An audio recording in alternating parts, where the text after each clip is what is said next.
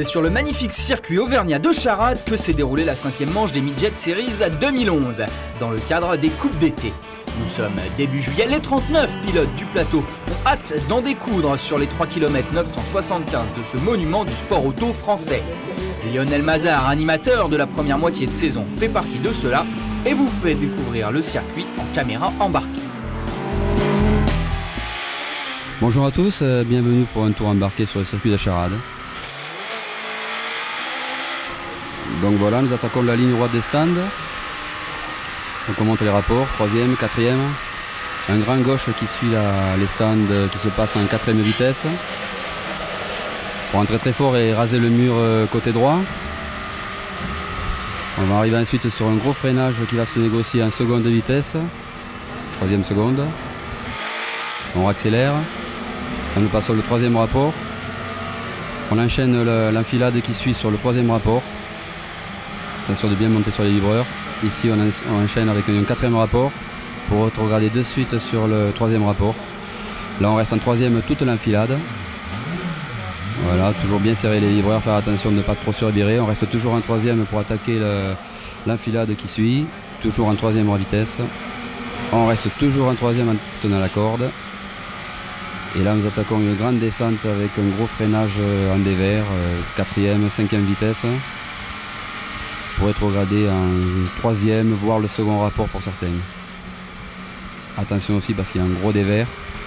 On essaie de garder la corde pour accélérer très tôt. On va un peu à gauche sur le livreur, 3e.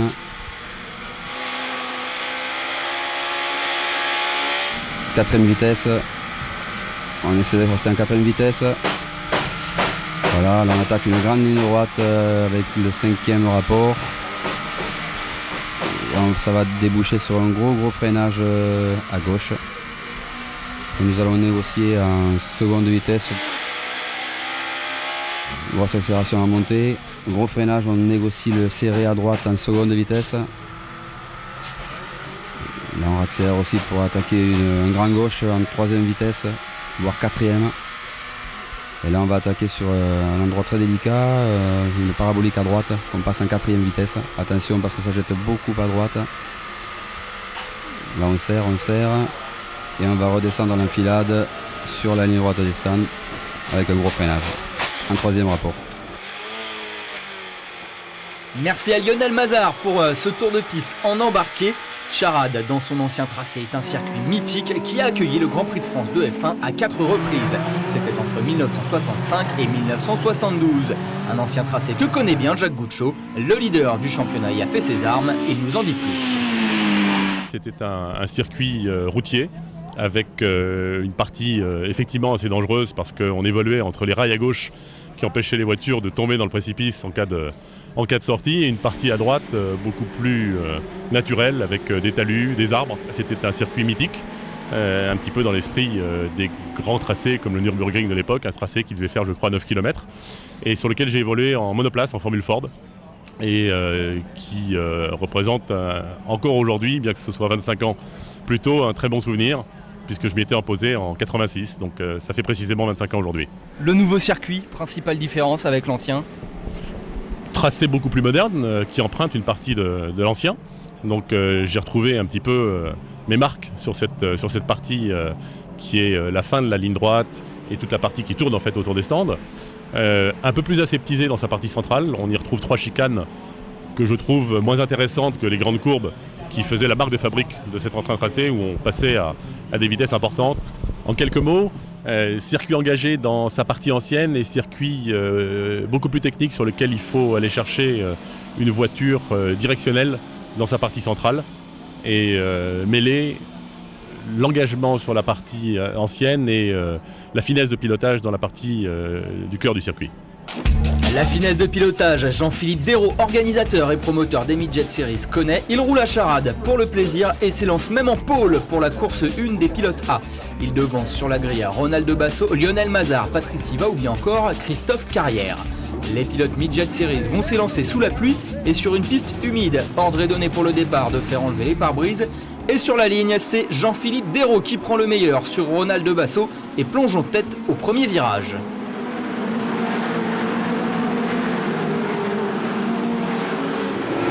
Pas de souci derrière pour le reste de la meute. Devant Dérault et sur un rythme rapide, Basso a du mal à suivre alors que la pluie s'intensifie. Lionel Mazard, quant à lui, en profite pour déborder Patrice Thiva.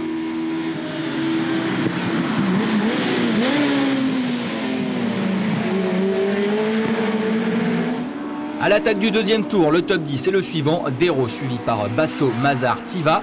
Puis un peu plus loin, Vergeot, Fauchère, Langtuit, Gage, Lakerbe et Carrière. Toujours dans la deuxième boucle, Basso se ressaisit et prend la tête de la course aux dépens de Jean-Philippe Dérault.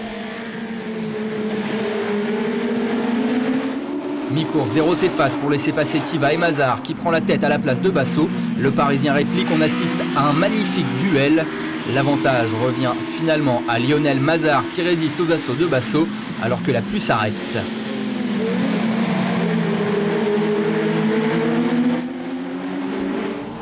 La piste qui sèche ne fait pas les affaires de Ronald Basso. Patrice Thiva déchaîné le passe et revient dans les roues de Lionel Mazard au moment de franchir la ligne d'arrivée.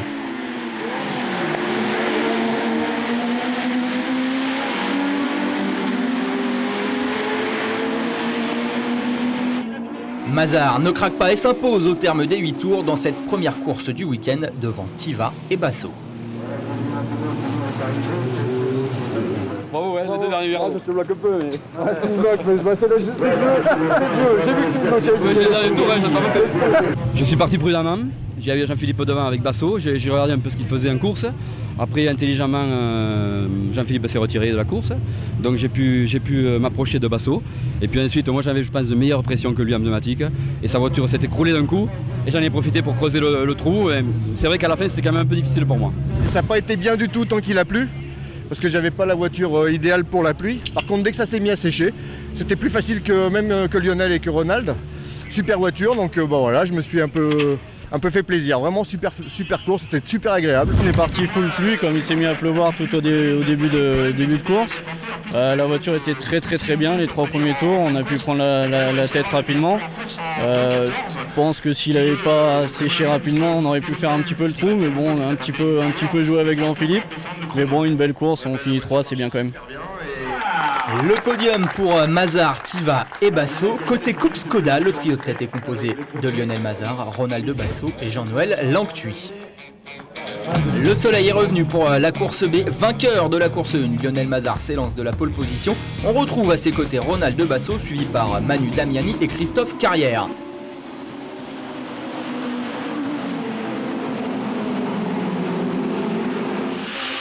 Plusieurs fois champion de la série, Rudy Servol part de la dernière position et remonte le peloton à une allure folle en évitant les pépins.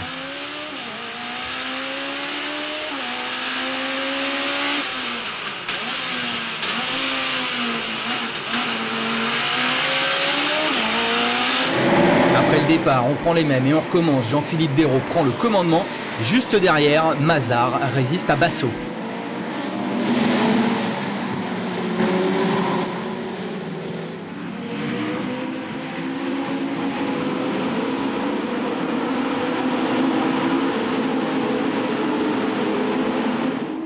Fin du deuxième tour, Dérault mène toujours la danse et creuse l'écart avec Mazard. Basso derrière a du mal à tenir le rythme, mais c'est sans compter sur les problèmes de la numéro 26 de Jean-Philippe Desplat.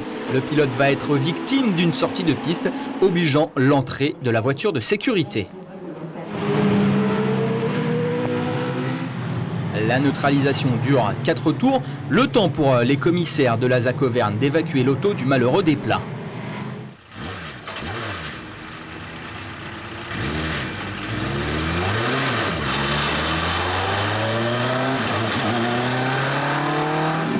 À la relance, Mazard revient sur Dérault, s'engage alors un sprint final de 3 tours. Pas de changement derrière, Ronald Basso occupe toujours la 3e position devant Manu Damiani et Christophe Carrière.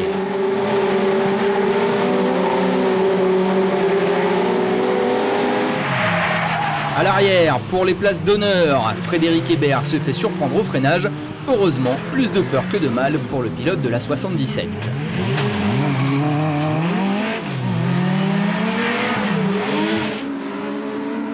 Dernier tour, Basso, Damiani, Carrière et les autres n'arrivent pas à suivre le rythme imposé par Dérault et Mazard.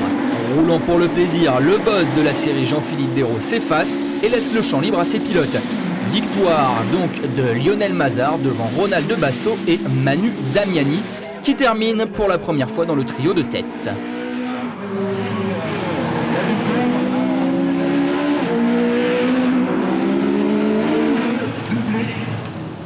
Le pari tout à l'heure que la pluie n'allait pas continuer. Au restart, c'est vrai que j'ai pu recoller dessus de Jean-Philippe et faire créer le trou un peu avec Basso. Par la suite, je me suis appliqué à le suivre parce qu'il ne commet pas beaucoup de fautes, un très bon pilote, et ça m'a permis de creuser et de gagner. Une course un peu écourtée avec le safety, c'est dommage, j'ai fait une mauvaise relance, donc j'ai pris tout de suite une petite distance, j'ai pas pu recoller. En ligne droite, ils étaient un peu plus rapides que moi, donc j'ai pas pu revenir. Bon, j'ai fait ma course derrière tranquillement pour assurer, ça s'est bien passé. Je vois un peu d'herbe à l'avant de l'auto, qu'est-ce qui s'est passé? Ouais, un petit virage un peu large, mais bon, rien de grave. Super, merci. Génial, c'était dur. J'avais du monde derrière, j'avais Christophe Carrière derrière, la voiture se dégradait, donc j'avais hâte que ça se termine, mais je m'étais juré de tenir. Au classement de la Coupe Skoda, le podium est identique à celui de la course. Allez, on s'intéresse maintenant aux locaux de ce meeting de charade. On retrouve Bruno Friedrich qui partage l'auto avec Patrice Thiva. Il nous parle de sa course et de l'intervention du safety car. Moi, ça s'est pas trop mal passé. Bon, on a eu les ennuis du départ, vous avez pu le constater, donc on était presque à l'arrêt. Bon, après, on a eu le crash en bas avec le safety car, donc la course était un peu pliée, quoi, si tu veux. On est un petit peu dans le peloton, donc il y a des écarts qui se creusent et là après on perd trop de temps, quoi. On n'arrive pas à revenir sur les gars de devant, c'est trop tard. Dans l'équipe, Bruno Friedrich côtoie un autre local, Patrice Chauss, au volant de la numéro 63. Ils roulent ensemble depuis le début de la saison, mais Chauss découvre la piste auvergnate. Avec Bruno, depuis le début de la saison, on roule dans le même dixième. Bruno est toujours devant moi, c'était encore le cas aujourd'hui. Et on essaye d'être toujours ensemble sans le faire exprès. Mais l'objectif étant que l'un roule plus vite que l'autre. Mais on est à peu près équivalents. Et ben voilà, donc on commence ensemble, on finit ensemble, on évite les écueils ensemble. En fait, on fait tout ensemble. Je suis né pas très loin et que j'ai vu des courses quand j'étais tout petit sur le grand circuit. Paradoxalement, c'est un circuit que je connaissais pas du tout, alors qu'il est juste à côté de chez moi, 3 km. J'ai pas eu l'occasion de rouler dessus, juste un petit peu comme ça en copilote. C'est un énorme bonheur de pouvoir le faire grâce à la midget. C'est un gros problème cette voiture, parce qu'une fois qu'on est monté dedans, on n'a plus envie de descendre. Donc l'année dernière, j'ai rien fait du tout. Et cette année, je m'étais mis un petit budget de côté pour faire une saison et me voilà en train de démarrer avec mes potes et avec mon pote François qui partage la voiture avec moi. Rouler entre copains, c'est sympa, mais dans l'équipe J2F, on a également décidé d'aider de jeunes apprentis d'un centre de formation mécanique carrosserie. Patrice Thiva nous en dit plus. On est tous chefs d'entreprise dans le team, pratiquement tous. Et on se disait qu'on avait une chance incroyable de pouvoir faire ce truc-là. Et on s'est dit, il faudrait qu'on essaye de faire profiter de notre chance à des jeunes qui n'ont pas forcément la même chance que nous. Et notre idée aussi, c'était de leur montrer que les chefs d'entreprise n'étaient pas tous des gens insupportables et des exploiteurs de chair humaine. Donc on s'est dit, ben voilà, on va essayer de trouver un centre de formation d'apprentis en mécanique, carrosserie et peinture pour impliquer des jeunes dans la préparation d'au moins une voiture. Et on a pris la mienne comme base. Donc on a monté l'opération avec ce centre de formation qui est en Haute-Loire. Le directeur a été enchanté de l'idée et on a été aidé par la région qui a été vraiment un super support pour le projet. Et puis par l'Association nationale de la formation au métier d'automobile qui nous a aussi beaucoup aidé. En fin de saison, on s'est fait un petit bilan et il se trouve qu'on en a quand même 4 qui étaient mal embarqués au début de l'année et qu'on a réussi à remotiver sur leurs études et qui se sont même engagés dans des voies bac ou dans des cycles d'apprentissage plus longs. Et on retrouve Patrice Thiva en caméra embarquée pour le départ de la 3e course du week-end, la 2e pour les pilotes A. Grille inversée pour les 10 premiers, c'est donc Julien Jedet qui s'élance en pôle devant Michael Gage, Thierry Lakerbe et Antoine Vergeot. Pas de soucis pour les leaders, comme vous pouvez le voir.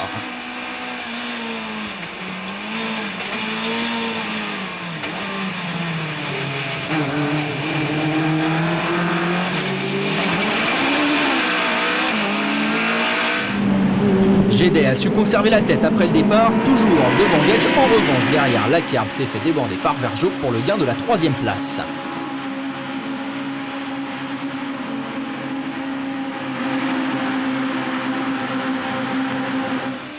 Après un départ moyen, Patrice Tiva tente une grosse attaque au freinage sur Navarro et Terrier.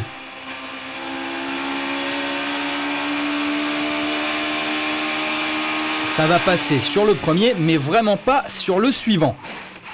Le choc est rude, abandon pour Terrier et Tiva, qui participent ainsi à la formation de ces mécaniques.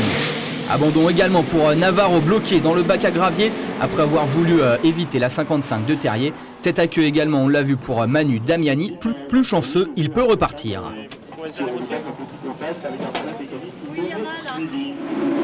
À l'entame de la 3e boucle, Julien Jedet mène toujours devant Gage.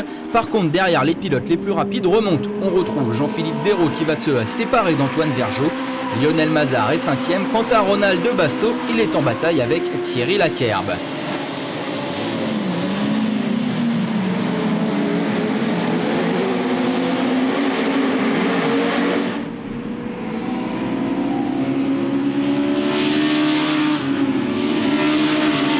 Après seulement 3 tours, Ronald de Basso, victime d'une touchette, est contraint à l'abandon. À la mi-course, les positions sont figées. Jean-Philippe Dérault mène la danse devant Mazard, Gage et Gandon qui rêvent de son premier podium.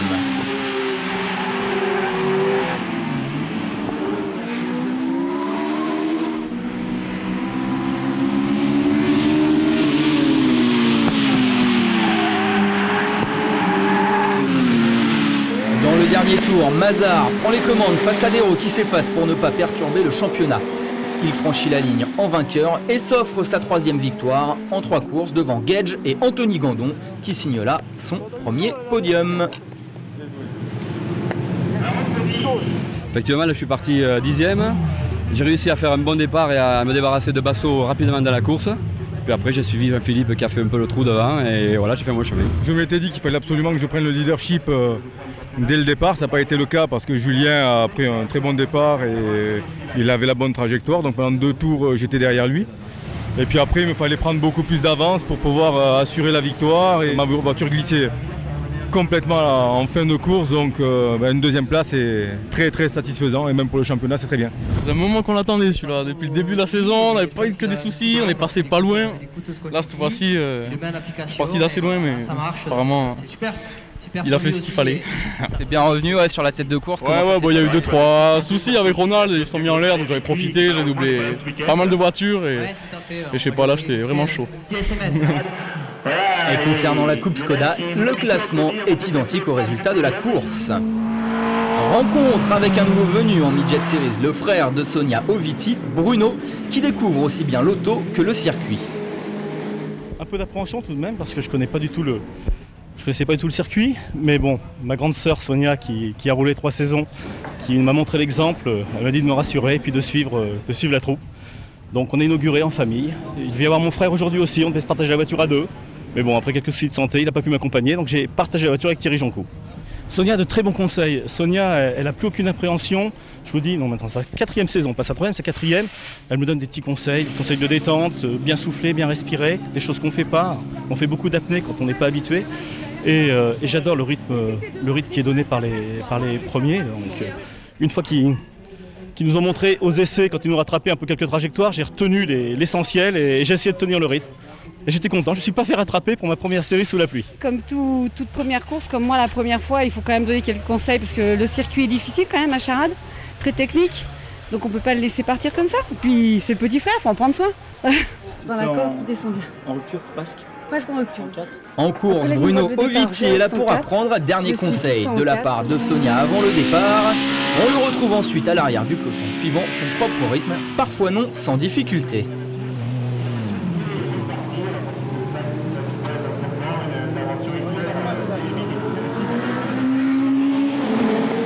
Heureusement, tout est bien, qui finit bien pour le pilote de la silhouette Toyota Auris, qui se classe 28e à l'issue de la première course du dimanche. Bruno, comment ça s'est passé cette 2e course? Bien, à part une mauvaise interprétation des drapeaux et un problème de frein, plus de frein dans les derniers virages et un pneu arrière dégonflé, l'arrière gauche, donc ça me faisait sortir de trajectoire. Mais sinon, j'ai essayé de terminer. Pour la quatrième et dernière course du week-end, ce sont les pilotes B qui prennent le volant. On retrouve une grille de départ inversée pour les 10 premiers. Anthony Gandon s'élance en pôle devant Stéphane Georges, Michael Gage et Jacques Goucho. Au départ, Gandon se fait immédiatement passer par Gage et Georges. Faucher tente également sa chance à l'intérieur.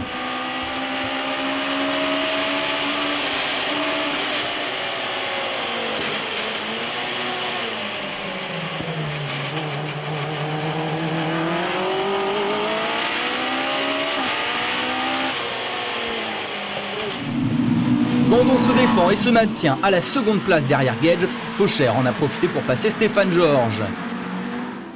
Anthony Gandon patiente pendant 3 tours derrière Michael Gage avant de le déborder et de prendre la tête de la course. Après un podium, Gandon entend bien viser la victoire.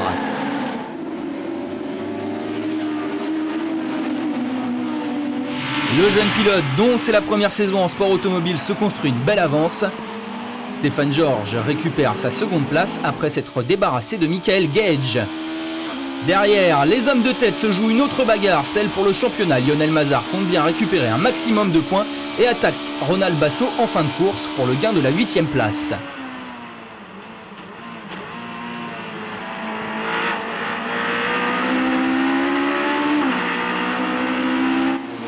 Après avoir mené la majorité de la course et pris une belle avance, Anto Gandon s'offre une première victoire méritée devant Stéphane Georges et Michael Gage.